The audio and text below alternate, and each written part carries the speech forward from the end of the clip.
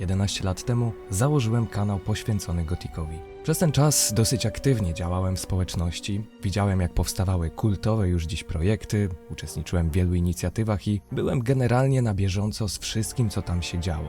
Premiera Gothic Remake była więc dla mnie wydarzeniem szczególnym, bo dobrze pamiętam czasy, w których studio Piranha Bytes straciło prawa do Gothica i wydawało się, że historia tej serii dobiegła końca. Na horyzoncie przez długie lata nie było nawet promyka nadziei na zmianę tego stanu rzeczy i tak naprawdę oprócz fandomu nikt się grom nie interesował, była to marka całkowicie porzucona. Dzięki grupie fanów, obecnie pracujących w Alchemii, którzy przekonali THQ, że warto zainwestować w tego klasyka, doszło do mało spodziewanego przez kogokolwiek wydarzenia – wskrzeszenia tytułu. Tytułu przez społeczność mocno wyczekiwanego, który mimo wszystko jednak musiał przebyć długą i trudną drogę, nim został zaakceptowany i uznany za jedną z najważniejszych gier tego roku.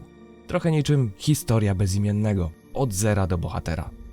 Dziś, gdy remake znalazł już swoje miejsce, można na spokojnie i chłodno ocenić, jak dobrą okazał się być produkcją oraz zastanowić, czy aby właśnie nie jesteśmy świadkami pewnej rewolucji?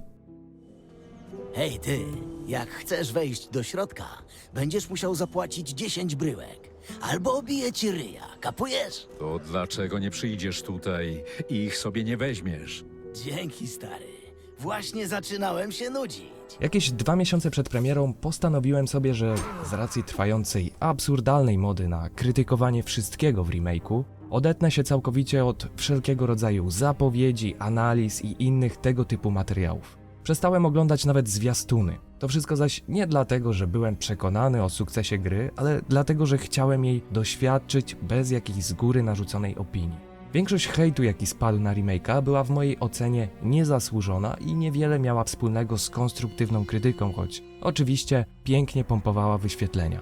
Gdyby się cofnąć w czasie, to nawet Arkania i Zmierzch Bogów, najgorszej wydziedziczone dzieci serii, nigdy nie doświadczyły czegoś podobnego. Przed samą premierą grałem we wszystkie dema, zarówno prywatnie, jak i na targach w Kolonii czy Poznaniu. Byłem bardzo ciekaw, co finalnie wyjdzie z tego pomysłu, tym bardziej, że miałem przyjemność poznać część ekipy tworzącej grę, przez co też wiedziałem, że tytuł ten tworzony jest z naprawdę dużym zaangażowaniem. Jeśli ktoś całe lata spędził ogrywając klasyka, to uruchamiając remake może się u niego na starcie pojawić pewnego rodzaju dysonans, bo wita nas piękny, kolorowy świat, tak pełny detali i odmienny, że aż za bardzo. Estetyka oryginalnego Gothica jest zupełnie inna, jest surowa, pusta. To jest wręcz część jego klimatu, że ten świat jest taki kanciasty, ubogi wizualnie. Dlatego z początku miałem takie poczucie, że wracam w znajome miejsce, ale coś tu za ładnie, za bogato. Dopiero po czasie zdałem sobie sprawę, że to nie tylko kwestia nowej oprawy graficznej. W grze zmieniona została cała wizja wyglądu Kolonii. Od ośnieżonych szczytów górskich, przez lasy, obozy i właściwie każdy istotny element krajobrazu. Niektóre zmiany widać gołym okiem, inne trudniej od razu dostrzec, ale przechodząc grę, prędzej czy później zauważymy, że wiele miejsc zostało wymyślonych na nowo oraz że w większości przypadków wszędzie są to zmiany na lepsze. Ale ty masz szpetny ryj! Kretoszczur walił twoją matkę, czy co? Witamy się z Kolonią zatem raz jeszcze i jest to powrót, nie da się ukryć, bardzo przyjemny. Gra odtwarza 90% swoich wydarzeń wiernie 1 do 1 z oryginału, więc z jednej strony wiemy czego się spodziewać, ale z drugiej od razu czujemy też, że tytuł tak wypchano po brzegi dodatkową zawartością, że byłoby ciężkim grzechem nie zajrzeć przynajmniej pod połowę kamieni na mapie. Ten świat został zresztą zaprojektowany przede wszystkim z myślą o pasjonatach hardkorowego eksplorowania, więc śmiało można powiedzieć, że to taka nowa, świeżutka piaskownica. Świetne wrażenie robią już same detale, które widać tu i tam. Spadające z drzew liście, ptaki, krew, gnijące truchła zabitych zwierząt, pająki w jaskiniach i wiele innych. Oczywiście nie jest to Red Dead Redemption, ale te małe rzeczy pięknie ożywiają grę i dodają jej uroku. Zbieracze potrzebują tej wody teraz. Pomożesz czy nie? Nie chce mi się już zajmować waszą wodą. Czyżby? A masz coś lepszego do roboty? Chyba muszę ci przypomnieć, kto tutaj rządzi. Twórcy nie starali się odkryć koła na nowo i bardzo dobrze, bo jedną z największych zalet remake'a jest to, że w fundamentalnych kwestiach pozostał idealną kopią pierwowzoru. Dzięki temu zyskał swego rodzaju uniwersalność. Klasycznemu fanowi ma do zaoferowania mnóstwo nowości i ciekawostek. Nowemu graczowi jest w stanie opowiedzieć kultową historię w nowoczesny, bardziej przystępny sposób i moim zdaniem jest to połączenie idealne. Kolonia z pewnością znacznie napuchła i urosła w rozmiarach w stosunku do oryginału, zyskując całą masę nowych, nieoczywistych miejsc. Co istotne, to wszystko wykonane zostało w sposób spójny, który ani razu przez całą grę nie wzbudził we mnie poczucia, że coś tutaj nie pasuje. Zupełnie jakby rozłożono na czynniki pierwsze wszystko, co działało, a co nie w oryginale i spróbowano to usprawnić i ulepszyć. Dobrym przykładem takiego dodatku jest wprowadzenie umiejętności jazdy na ścierwojadzie.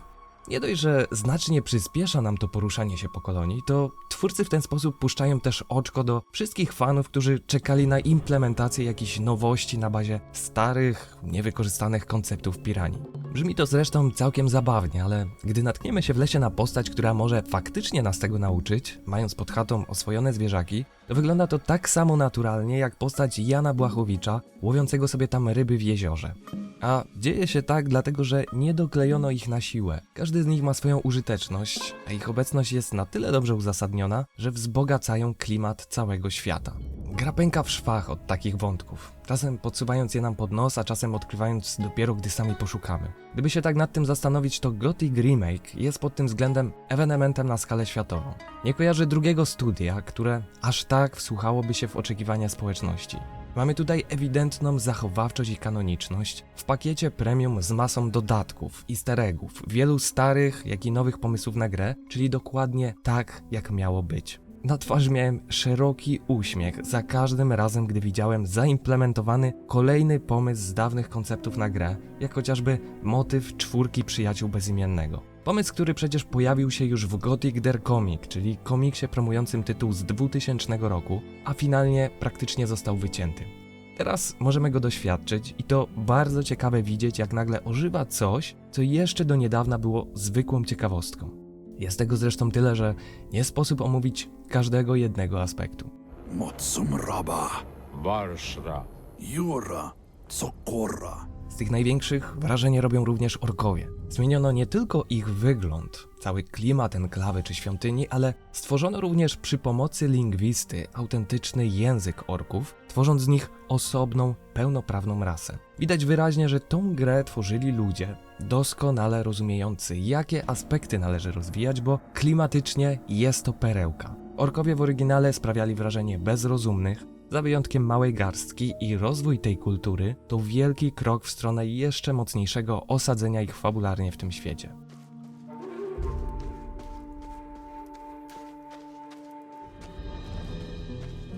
Nie byłoby Gotika bez Skya Rosenkrantza i jego muzyki, dlatego wspaniałą informacją była wieść, że pracuje przy remake'u. Soundtrack do gry stoi na absolutnie najwyższym poziomie. Przemierzając nową kolonię, muzycznie wracamy w czasie do pierwszych doświadczeń z grą.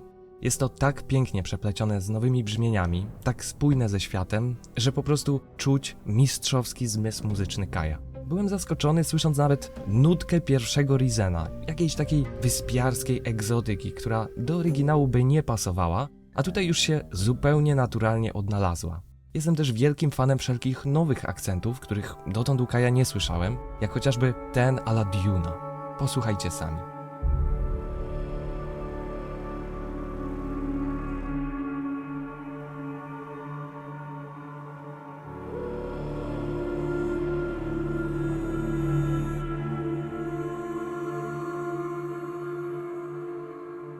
Bohater przybywa do kolonii jako nic nieznaczący śmieć, więc naturalnie nie potrafi walczyć ani nie posiada żadnych umiejętności. Na wszystko trzeba sobie zapracować i pocieszające jest, że gra niczego nie ułatwia.